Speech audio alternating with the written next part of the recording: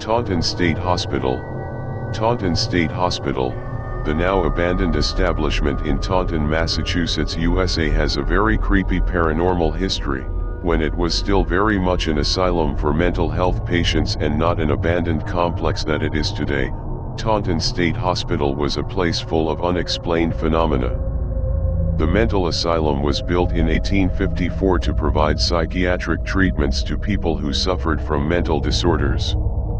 It is rumored that in the 1800s satanic rituals were carried out in the basement of the hospital, and these rituals included human sacrifice.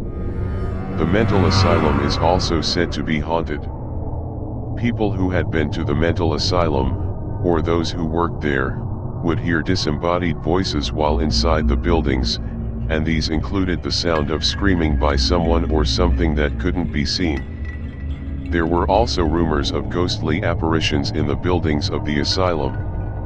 A man wearing a white coat haunted the third floor of the Goss building. One can only wonder who that man truly was.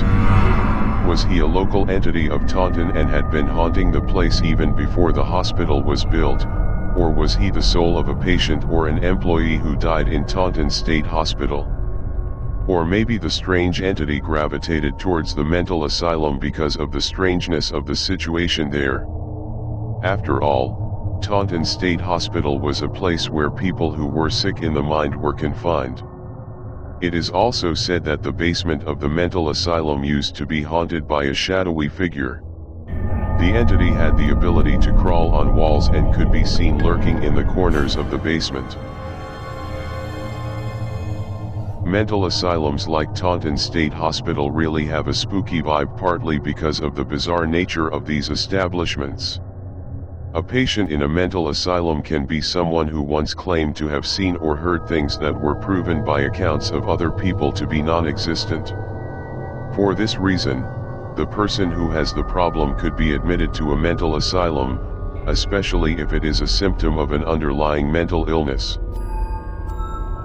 When a person sees or hears things that are not real, the person is actually having hallucinations.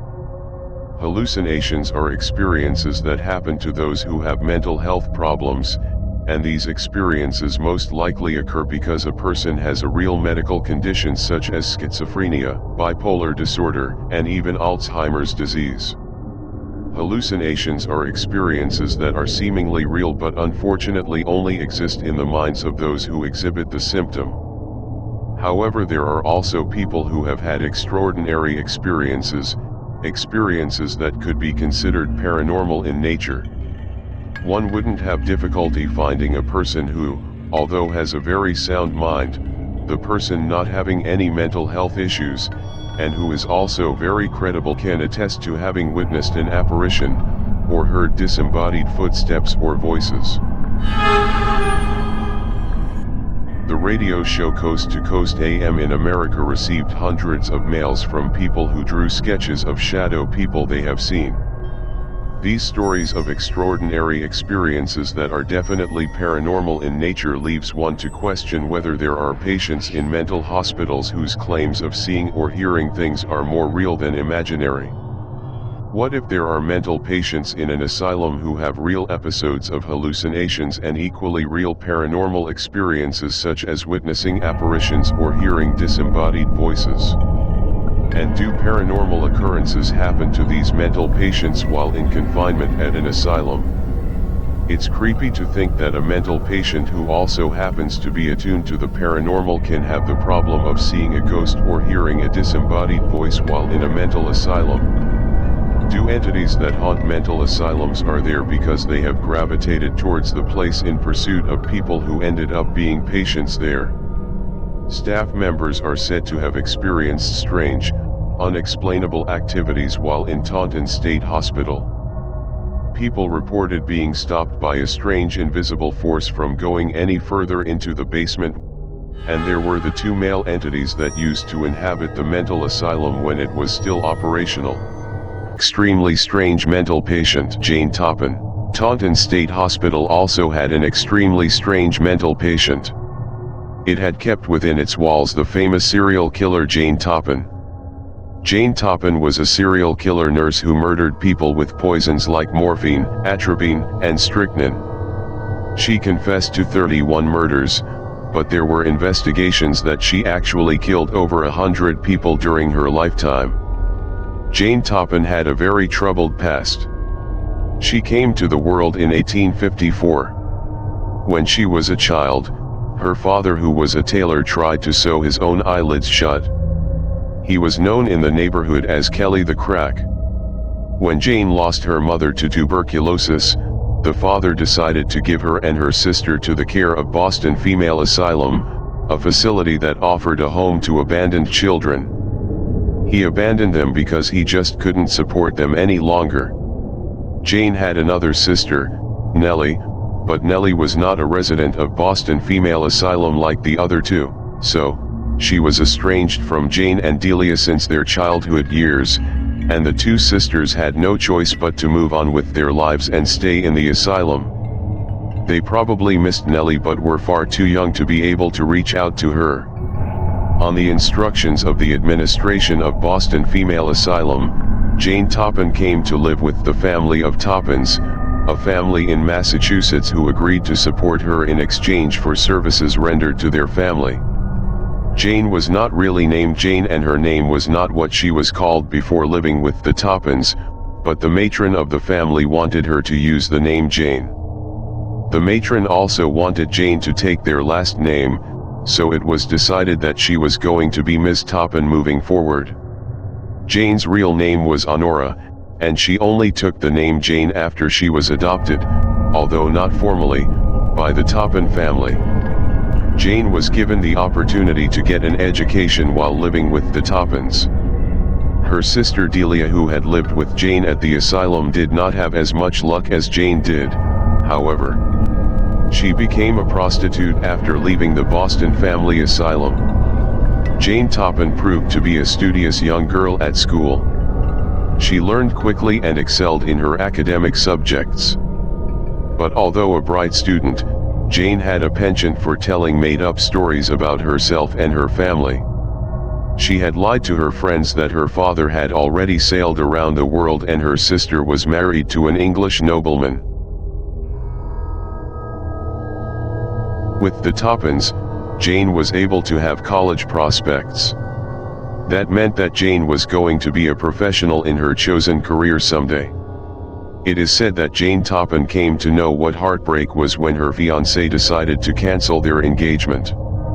After that experience, she started to pull away from the company of her friends and instead spent her time studying dream interpretations and predictions. It's difficult to understand why Jane chose to immerse herself in topics like dreams and clairvoyance after her fiancé made a decision to put an end to their engagement. At the age of 26, the serial killer Jane Toppan told her foster family that she wanted to become a nurse, so they sent her to a hospital in Cambridge, Massachusetts for training. Jane, however, showed extreme interest in autopsies while studying in the hospital, and the nursing staff became worried about Jane's seemingly morbid fascination with dead bodies. What was it that Jane saw in autopsies and dead bodies that made her extremely interested as a nurse at the hospital? Whatever it was, it worried her fellow nurses. Then one day, a patient under Jane's charge suddenly died. The patient's death was unexpected because the staff had been certain that the patient was rapidly recovering. Not long after the incident, one more patient of Jane Toppan died. The unexplainable deaths of Jane's patients became grounds for Jane's eventual dismissal from the hospital.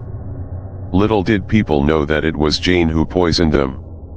She would continue to kill people for over a decade after her dismissal from the hospital. In 1901, Jane Toppan was finally apprehended for the murders she committed. She was investigated and eventually captured for the death of a woman named Minnie Gibbs. A year before that, Jane was renting a cottage that belonged to a family of Alden and Mattie Davis. Jane was having problems paying the rent, so when the Davis wife Minnie came to her cottage to collect rent, Jane killed her by poisoning her with morphine and atropine. Jane then moved in with the Davis household in 1901 on the pretext of providing medical care to the elderly Alden Davis, Minnie's widower. Jane managed to poison and kill Alden, his sister Edna, and her two daughters Minnie and Genevieve during her stay in the Davis household. Jane was arrested after a toxicology exam made on the dead body of Minnie pinned her for murder. Jane eventually confessed to having killed 31 people, and some more people while working as a hospital nurse, all of whom died in the hands of serial killer Jane. While still a hospital nurse, the serial killer Jane had a patient who was recovering from surgery. Her name was Amelia Feeney. Jane tried to kill Amelia by poisoning her, but she was almost caught doing it by someone at the hospital. Amelia had not been aware of Jane's plan to murder her, but remembered having a dream with Jane on the bed with her, kissing her all over the face as she burned up because of fever. Amelia thought that the horrible dream was due to her fever as she had just undergone a surgery. It was only 14 years later that Amelia had a shocking revelation that her dream was actually real, that Jane actually climbed into her bed after giving her medicine that made her lose consciousness and tried things with her. Jane Toppan had also killed quite a few elderly people. According to her colleagues at the hospital in Cambridge, Massachusetts, Jane did not see the point in keeping elderly people alive. In 1895, Jane killed elderly Israel Dunham and his wife, people who rented out their property to her. Later, when she told police the reason why she killed them, she said that it's because the couple had already become feeble and fussy and old and cranky. She had also admitted to poisoning a number of elderly people while working in the hospital in Cambridge. Jane was a nice and sociable resident nurse, and no one suspected that she was murdering her patients. There was no way that her fellow nurses could single her out for the mysterious deaths that had happened there. To her fellow nurses, Jane was a bright woman who had a happy disposition in life, having the nickname Jolly Jane. They did not see her for who she truly was, a serial killer who liked poisoning her helpless victims and watching them drift in and out of consciousness until they died. Surprisingly, Jane Toppan also murdered her foster sister Elizabeth Toppan. In 1899, Jane killed her foster sister with water laced with strychnine. She had been invited by Elizabeth for a weekend at their old house.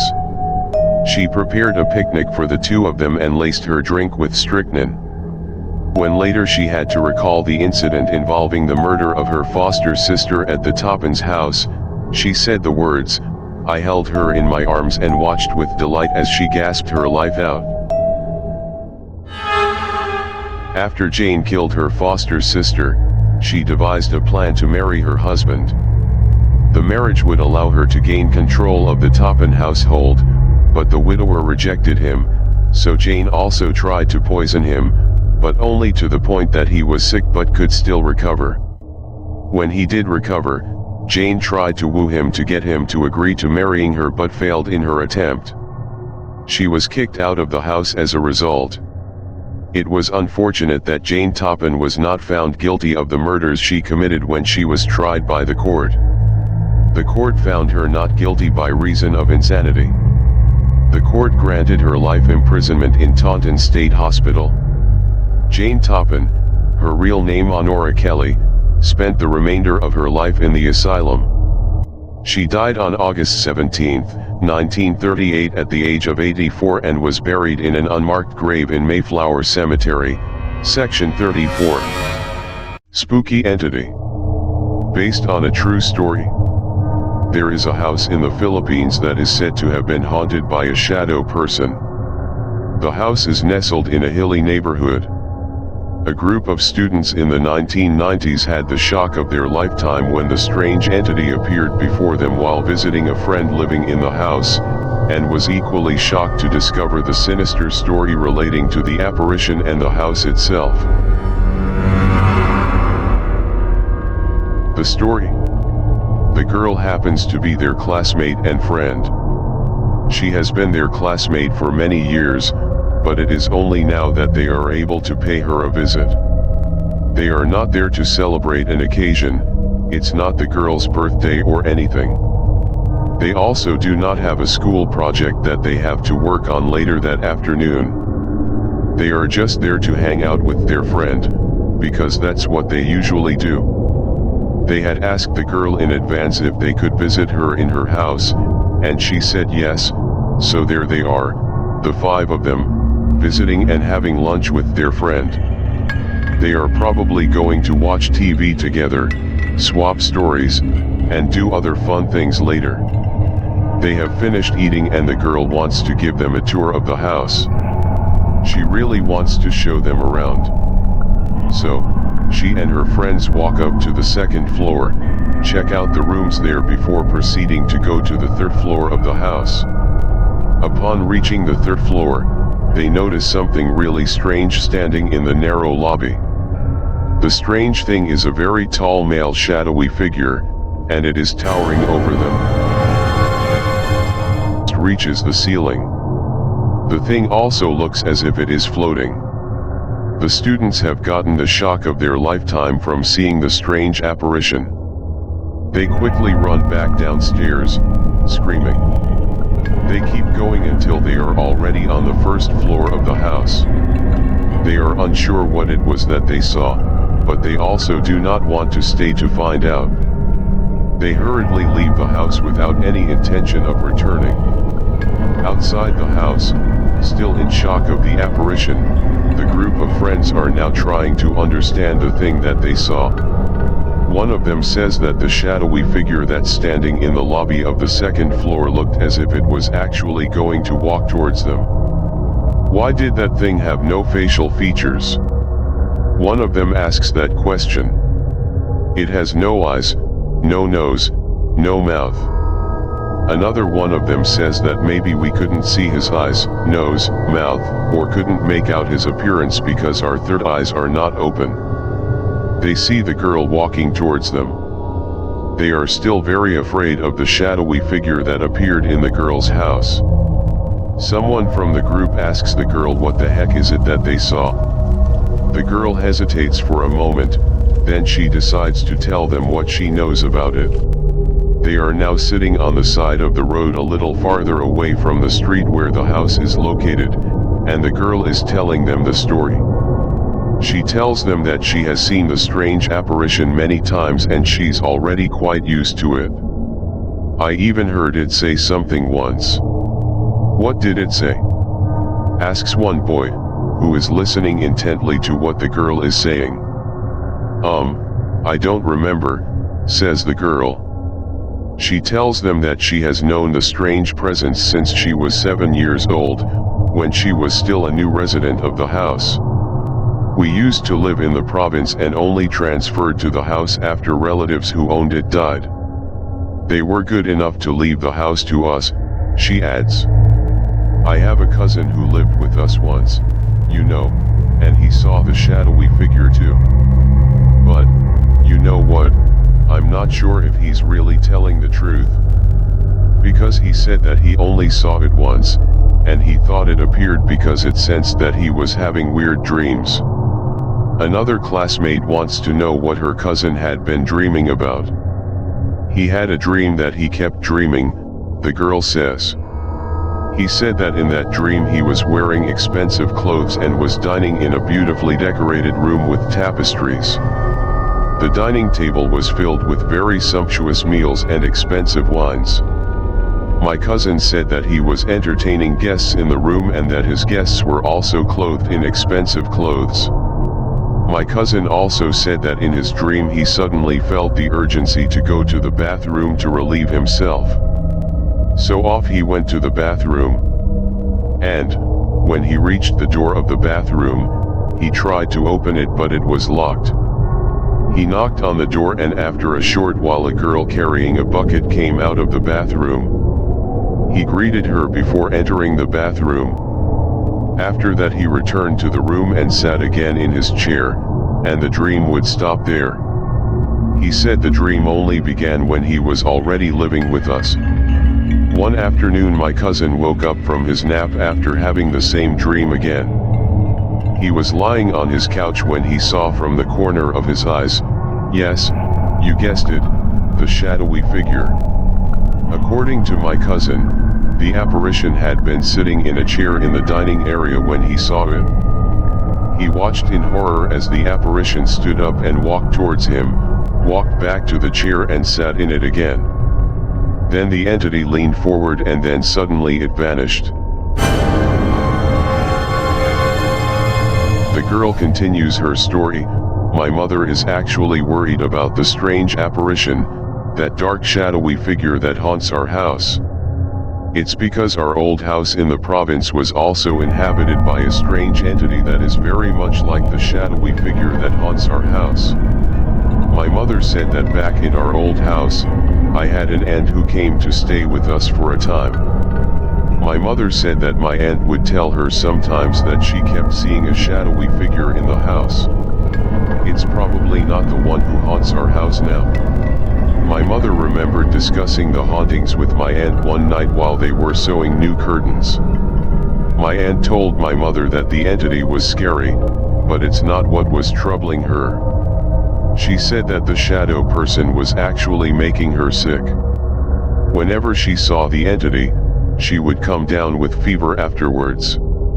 She also told my mother that she would never stay in that house alone, especially in the afternoons because that's when the shadowy figure would appear. "Where is your aunt now?" asks one of her friends. "She left the house after some time to return to her husband and children," the girl answers. "But you see, she died. She died a few months after she left our house in the province."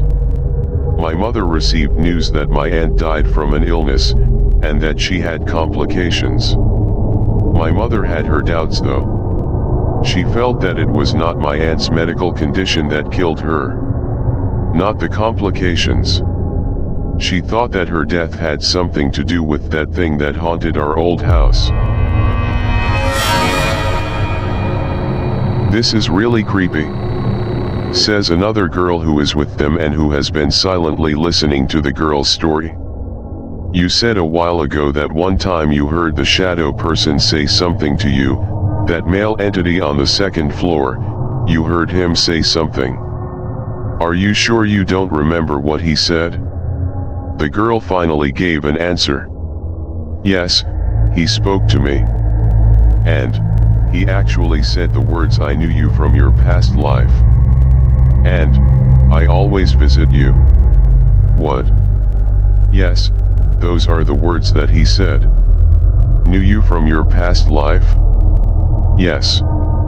"Is he the same entity that haunted your old house in the province?" "No, not really." "You know what, I don't think so." "Why would he be the same entity?" "I think that he actually followed you here." "That's not true. I think that the shadowy figure who haunted your house in the province is the same as the entity we saw in your house." "I really don't believe that. You were just a little girl back then when you were still living in the province, so you probably don't remember his visits. Besides, I think it's weird that the shadowy figure appears only every afternoon. Your aunt and your cousin who witnessed his apparitions witnessed them in afternoons. We saw him today around the same time. Girl, I think the entity back in your old house and the entity that haunts your house now is the same entity. And I really think that the entity followed you here."